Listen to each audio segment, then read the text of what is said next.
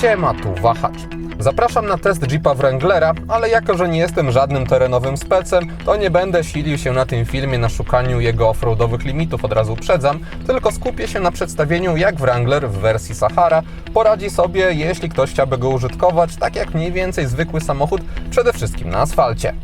Wynika to z faktu, że testowany model obecnie oferuje wciąż oczywiście pomyślane wyłącznie do jazdy po bezdrożach opcje, jak chociażby drzwi połówkowe, które swoją drogą idealnie oddają powiedzonko, że mniej może znaczyć więcej, bo względem zwykłych pełnych wymagają dopłaty 26 900 zł, ale patrząc na listę wyposażenia można znaleźć tam też naprawdę solidną ilość takich typowo cywilnych pozycji i gdyby przekopiować jej większość do zwykłego SUV-a, to nikt nie kręciłby nosem.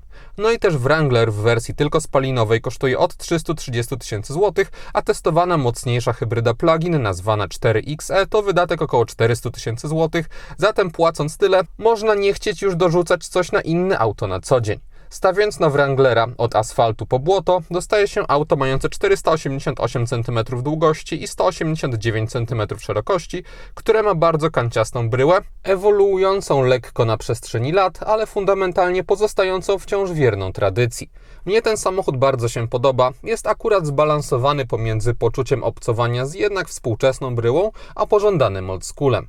Hybrydowość auta jest sygnalizowana bardzo dyskretnie, tylko napisami z niebieskimi akcentami czy dekielkami na felgach, które to felgi swoją drogą w prezentowanym aucie są 20-calowe i jest to maks dla Wranglera. Występują tylko w Sahara za 4100 zł, a i wcale nie sprawiają one wrażenia dużych jak na bryłę nadwozia. Lakier pastelowy wymaga dopłaty 5100 zł. Wnętrze utrzymane jest w podobnej konwencji co nadwozie, to znaczy z jednej strony wiadomo od razu w jakim aucie siedzimy, chociażby poprzez pionowe ścięcie deski rozdzielczej, ale z drugiej detale jak nawiewy, jakieś przyciski czy inne tego typu rzeczy wcale nie wyglądają zbyt siermiężnie czy przestarzale. Wciąż jednak decydując się na Wranglera, trzeba pogodzić się z pewnymi specyficznymi jego cechami wpływającymi na użytkowanie w każdych okolicznościach. Od razu w oczy rzuca się wysokość foteli, aby na nich usiąść trzeba się wspinać znacznie bardziej niż w zwykłych SUV-ach. Fotele swoją drogą są umiarkowanie miękkie i mocno neutralnie wyprofilowane. Dla mnie były wygodne, ale nie ma co mówić o jakimś wyrafinowaniu znanym ze zwykłych aut w tych pieniądzach. Na drzwiach mamy także materiałowe ograniczniki, które przy zamkniętych drzwiach wystają i pokażę to teraz na przykładzie fotela pasażera, ale u kierowcy jest tak samo, można zahaczać nogami. Już ekskluzywnie kierowcy na lewą stopę brakować będzie podnóżka. Może jest to kwestia przyzwyczajenia, ale ja przyznam, że przez cały okres testu mi tego wciąż jednak brakowało. Do nieoczywistych z perspektywy zwykłych samochodów rzeczy mamy także sterowanie szybami z konsoli centralnej. Wynika to z budowy drzwi, które mają bardzo wąski podłokietnik, jeszcze węższą kieszeń, ale nie są pozbawione przycisków, ponieważ z poziomu drzwi można sterować centralnym zamkiem, a także lusterkami. Samochód oferuje także możliwość zdjęcia płyt dachowych. Mamy 4 mocowania. Od kierowcy już je w większości odpiąłem poza kamerą i teraz odpinając ostatni, jest to bezproblemowe, można uczynić z Wranglera półkabriolet. Ogólnie jednak sposób obsługi nie odbiega we Wranglerze specjalnie od zwykłych samochodów, chociażby na kierownicy mamy przyciski, z prawej strony to odpowiadające za asystentów bezpieczeństwa, z lewej strony za komputer pokładowy, a także odbiór, odrzucanie połączeń. Ergonomicznie jest to rozmieszczone. Z kolei za multimedia odpowiadają przyciski za kierownicą, tutaj się zmienia głośność, wycisza muzykę, symetrycznie z drugiej strony mamy zmianę piosenek oraz źródła dźwięku. Jest to rozwiązanie nietypowe, wymagające przyzwyczajenia, ale moim zdaniem wygodne, ponieważ te przyciski akurat są pod ręką, gdy się normalnie trzyma kierownicę. Ekran wspominanego komputera otoczony jest fizycznymi tarczami. Z jednej strony jest to ok, ponieważ taki pełny wyświetlacz nie pasowałby za bardzo do charakteru tego samochodu, ale z drugiej strony na środku mamy bardzo wiele różnych informacji, tych bardziej typowych dla zwykłego samochodu, ale też tych mniej typowych, na przykład terenowych, i gdyby ten ekran był większy, to nie trzeba byłoby być może aż tak bardzo się przełączać pomiędzy nimi góra, dół, lewo, prawo, tylko można by na przykład kilka z nich umieścić sobie obok, bo w chwili obecnej, jak widzicie, wymaga to chwili wyczucia i przyzwyczajenia, co znajduje się pod czym, jakie wskazanie, bo naprawdę sporo rzeczy można sobie tutaj analizować, no ale z drugiej strony lepiej jest mieć trochę więcej informacji niż mniej, a dzięki temu, że te kategorie są logicznie pogrupowane i też niektóre z nich można sobie wyłączać, no to też dramatu nie ma. W każdej wersji Wranglera dostaje się aktualnie ekran środkowy 12,3 cala, który przyznam zgrabnie komponuje się z otoczeniem, nie sprawia wrażenia jakiegoś niepotrzebnie doklejonego. Oprogramowanie to Uconnect, tylko zmodyfikowane i moim zdaniem wypada ono ok.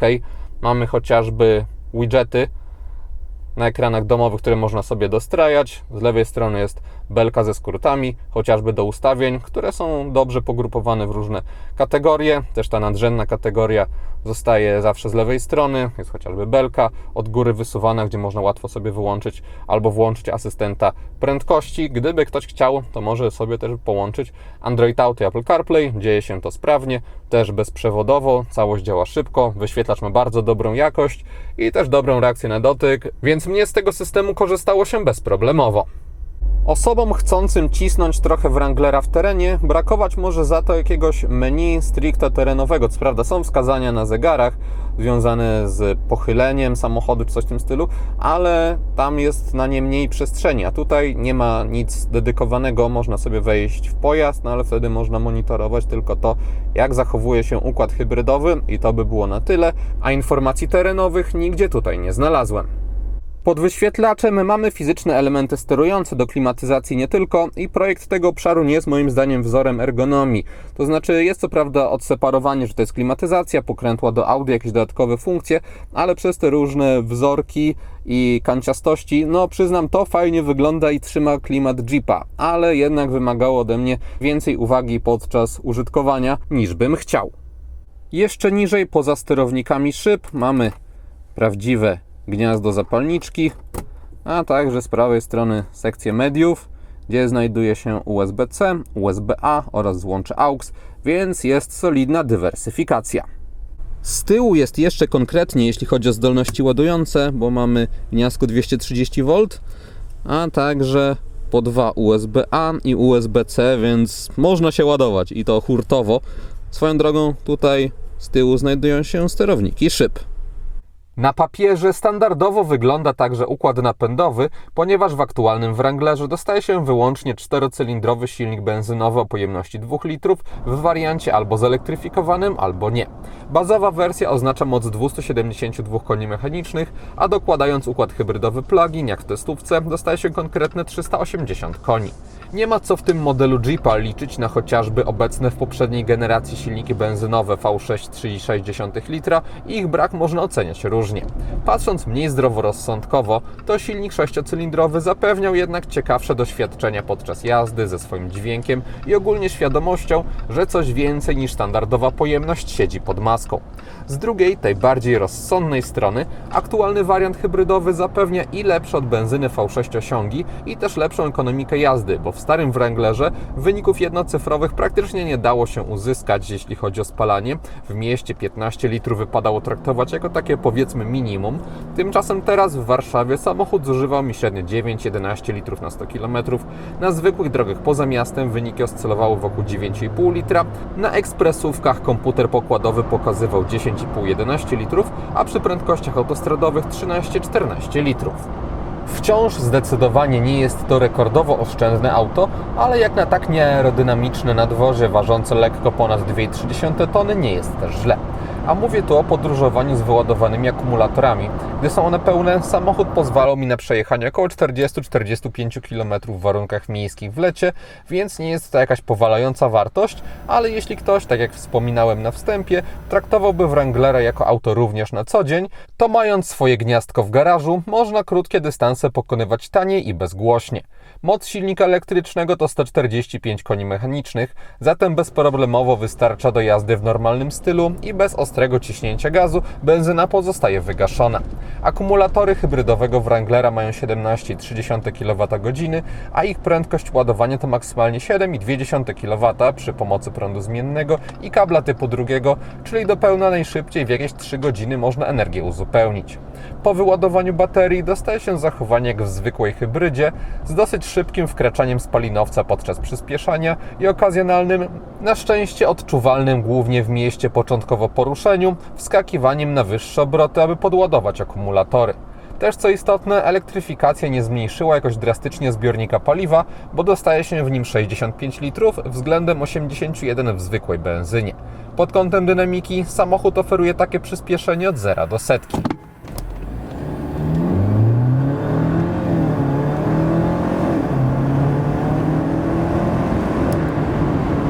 Oraz takie od 90 do 140 km na godzinę.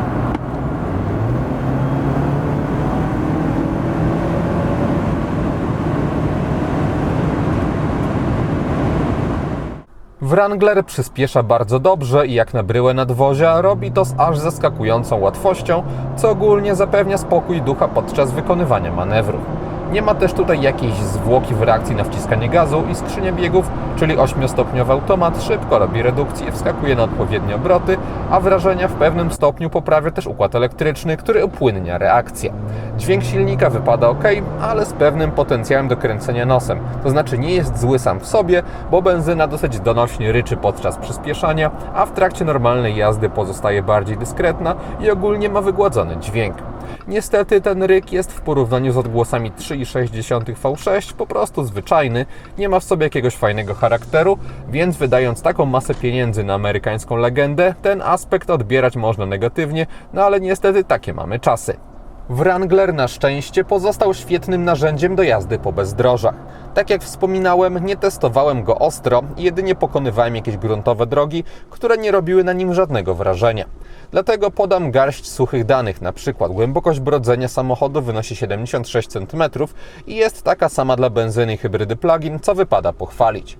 Mamy także kąt natarcia 35,8 stopnia, kąt zjazdu 30,8 stopnia oraz kąt rampowy 20,2 stopnia oraz już bardziej subiektywnie, ja miałem wrażenie takiej niezwyciężoności samochodu, że można dać mu dowolną drogę i on po prostu po niej przejedzie. Mówię tutaj również o tych asfaltowych, bo tam na nierównościach, jak na wysoką terenówkę opartą na ramie, Wrangler zachowywał się całkiem cywilizowanie. To znaczy wiadomo, że podskakiwał i bujał się bardziej niż taki zwykły SUV, ale robił to w kontrolowany i nieuciążliwy sposób. Za to na lepszej jakości nawierzchni można było poczuć efekt płynięcia po drodze, który, gdy ta droga była szybkiego ruchu, był torpedowany przez szumy powietrza, bo przez budowę samochodu w kabinie słyszy się więcej. Układ kierowniczy aktualnej generacji testowanego Jeepa jest również pomyślany o jeździe w terenie, ale też tak, aby nadawał się na asfalt. To znaczy mamy sporą siłę wspomagania, przez co jak na mój gust kierownica pracuje tutaj za lekko. Też bezpośredniość jest bardziej pomyślana tak, aby neutralnie i sprawnie nadawać kierunek na nieutwardzonych drogach, a nie być maksymalnie precyzyjnym na asfalcie, przez co Wrangler nie nadaje się do szybkiego brania zakrętów, przy czym mając w głowie jego charakter, w normalnym tempie mogłem jeździć bezstresowo, jedynie trochę bardziej zachowawczo. Na takie podejście wpływa także masa auta, bo w trakcie każdego trochę poważniejszego hamowania czułem, z czym mam do czynienia, a nurkujące nadwozie jeszcze to wrażenie potęgowało. Wranglera można mieć z dwoma układami napędowymi opartymi o silnik benzynowy 2.0. W jego cenniku występują również dwie półki wyposażeniowe i poza testowaną wersją Sahara mamy także Rubicon. Sahara jest trochę tańsza i trochę bardziej przeznaczona do omawianego w tym filmie uniwersalnego zastosowania. Oczywiście wciąż pozwala na jazdę w terenie, ale brak jej niektórych zaawansowanych elementów Rubicona, jak elektrycznie rozłączanego stabilizatora przedniego czy blokady mechanizmu różnicowego z przodu i z tyłu. Pod kątem wyposażenia, poza kategorią off-road, obie odmiany trzymają zbliżony i naprawdę dobry poziom. Na pokładzie jest elektryka foteli, dwustrefowa klimatyzacja, kamera cofania z czujnikami, światła LED czy adaptacyjny tempomat. Nie ma tutaj oczywiście jakichś luksusowych dodatków pokroju wentylacji czy masażu foteli, bo w takim aucie nie miałyby one sensu, ale zestaw obecny na pokładzie bez problemów pozwala na wygodne, wielogodzinne podróżowanie również na drogach utwardzonych.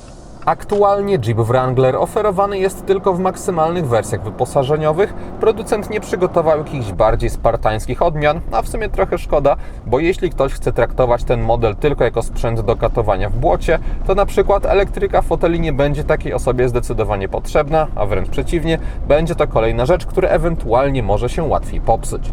Jeśli ktoś jednak chce zmaksymalizować właściwości terenowe, a zminimalizować cenę, to optymalny będzie Rubicon ze zwykłą benzyną, benzyną. I taką konfigurację można mieć również za 4132 zł netto miesięcznie w leasingu operacyjnym w ofercie partnera Wahacz TV firmy Carllis Polska.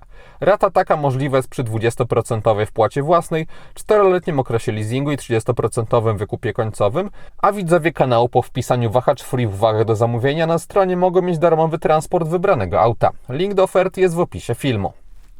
We wnętrzu Wranglera jest trochę dodatkowego oświetlenia. Nie nazwałbym go dekoracyjnym, ponieważ ma bardziej użytkowy charakter. Podświetlone są przestrzenie na nogi, uchwyty na kubki, a także klamki. Kiepsko to widać w kamerze, ponieważ podświetlone są w sposób delikatny. Instrumenty pokładowe są zdecydowanie łatwiej dostrzegalne. Mamy biały kolor w nich zastosowany, neutralny, też czytelny. Jeszcze tą czytelność potęguje fakt, że wszystkie przyciski przełączniki doczekały się źródła światła. W przedniej części nadwozia testowanego Jeepa mamy charakterystyczne okrągłe światła, do których dołożone zostały poziome paski do jazdy dziennej oraz kierunkowskazów. Wszędzie na froncie mamy LEDy. Spotkać je też można w kierunkowskazach w bocznych lusterkach.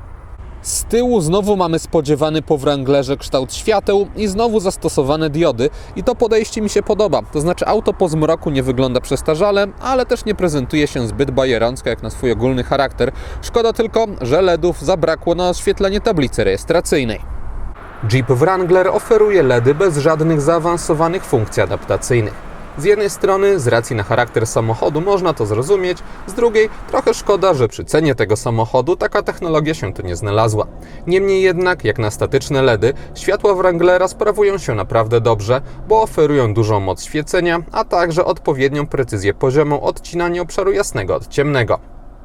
Na tylnej kanapie po ustawieniu przedniego fotela pod siebie, na nogi mam taki, duży zapas wolnej przestrzeni. Ok jest również jeśli chodzi o ilość miejsca nad głową, ponieważ od podsufitki, nawet konkretnie się prostując, dzieli mnie jeszcze taki margines. Tunel środkowy w testowanym modelu jest w niezbyt dużym stopniu wystający. Na tylnej kanapie nie jest obecny rozkładany podłokietnik, można za to w łatwy sposób złożyć zagłówki. Dostęp do bagażnika Wranglera nie jest tak jak w zwykłym aucie, ponieważ najpierw otwiera się dolną część, a później, gdyby była potrzebna, to można podnieść jeszcze szybę i wtedy do dyspozycji dostaje się 533 litry pojemności z niskim progiem załadunkowym, dużym otworem, chociaż na szerokość nie jest on jakiś powalający. Mamy także regularne kształty. Z praktycznych dodatków po bokach w kufrze mamy wyłącznie złącze 12V. Na lewej ściance pod podłogą jest jeszcze schowek. Maksymalne zdolności ładunkowe samochodu to 2055 litrów z podłogą niestety z bardzo wysokim uskokiem. Podsumowując, po tygodniu jeżdżenia przede wszystkim na asfalcie, uważam, że Jeepa Wranglera bez problemów można użytkować w ten sposób i dobrze łączą dwa światy. Wiadomo, że niektóre typowo terenowe rozwiązania trzeba po prostu przełknąć i w zwykłym, dużym SUV-ie można liczyć chociażby na ten z pozoru oczywisty, a nieobecny jednak tutaj podnóżek, zatem do tylko standardowego użytkowania tego samochodu bym nie polecał, ale jeśli ktoś lubi jazdę w terenie, a na co dzień musi jednak większość czasu spędzać na asfalcie, to Wrangler jako jedyne auto w domu da radę. Ewentualnie tylko zrezygnowałbym z układu hybrydowego, bo większa moc i możliwość ładowania z gniazdka są na pewno fajne, ale jednak 66 000 złotych na dopłatę to ogromna kwota i trudno jest nią tutaj jakoś uzasadnić, bo 272 konie mechaniczne też na pewno wystarczą. I to wszystko, co przygotowałem o Wranglerze. Dziękuję za uwagę i mam nadzieję, że jego test się podobał. Jeśli tak było, zachęcam do dania temu filmowi łapki w górę, będzie mi z tego powodu bardzo miło. Zainteresowanym przypominam o Carllis polskiej ofercie, a jeśli ktoś nie ma, to zapraszam również do subskrypcji kanału, ponieważ kolejne materiały na Wahacz TV pojawią się już wkrótce. Na razie!